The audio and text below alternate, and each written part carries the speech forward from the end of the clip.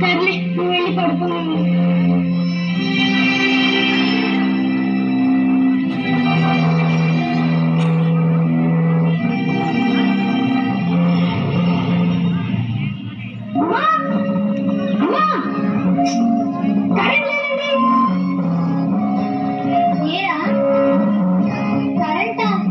ఏమో తెలియదురా.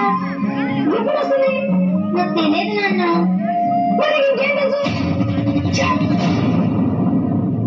ఏంటి అంత చిరాకు పడుతున్నా? పోనీ నేను విసుగుగా చూసినా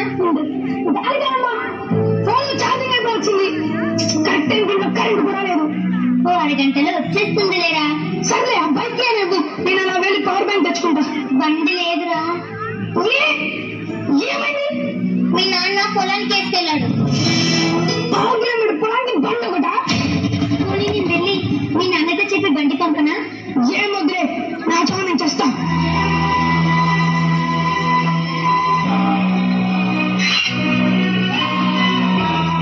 ఏరా అదిగోరా కరెంట్ వచ్చింది. ఈ మాత్రం దానికి ఇలా చిరాకు పడితే ఎలా నాన్న? రే నాకు కొంచెం అలసటగా ఉందిరా, నేను కాస్త వెళ్ళి పడుకుంటాను. అలాగేలే.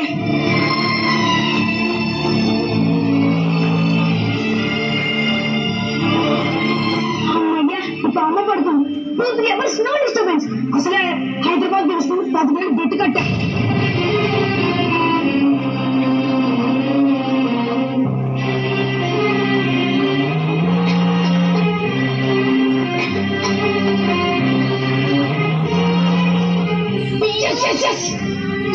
Yes. Just come on. Yes, you can do it. Yes. Re Nana. No. Re Chino. Come on. Yes.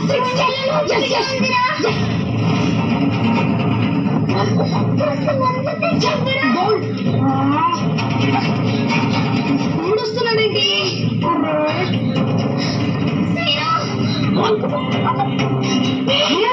Just 6. Hey, Nana. Just 6.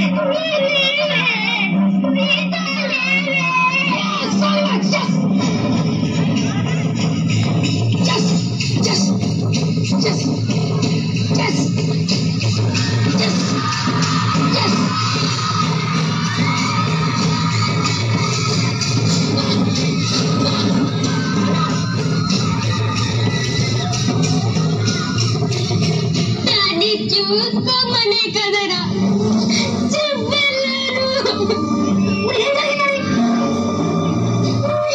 అమ్మ చచ్చిపోయిందిరా.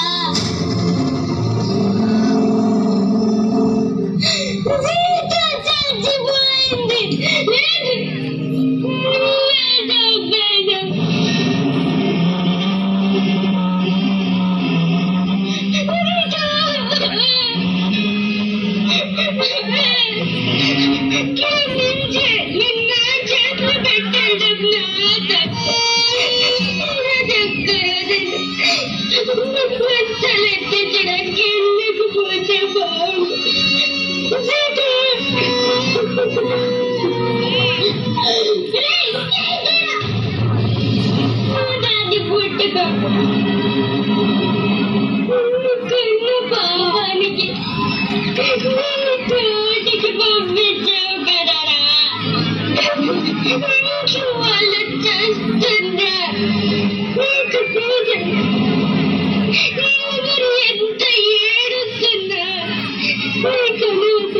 నీకు ఫోన్ ఒక్కటుంటే చాలు మిమ్మల్ని కన్న దగ్గర నుండి నేనెంత కష్టపడ్డావో ఏ రోజన్నా కనీసం ఒక్క క్షణమన్నా ఆలోచిస్తారా? నేను ప్రతిరోజు ప్రతి నిమిషం ఫోన్లో ఆటలాడుకుంటూ ఏదో ఒకటి పీకేసేట్టు తృప్తి పడుతుంటాను. ఒక్కసారి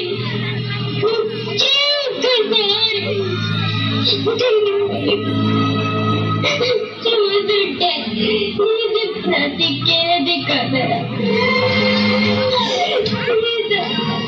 ఇది కల్పిత కథే కావచ్చు, కానీ ఎంతో మంది తల్లిదండ్రులు పడుతున్న బాధ నిర్ధారణ చేయడానికి మన జీవితంలో ఒక సాధనం మాత్రమే.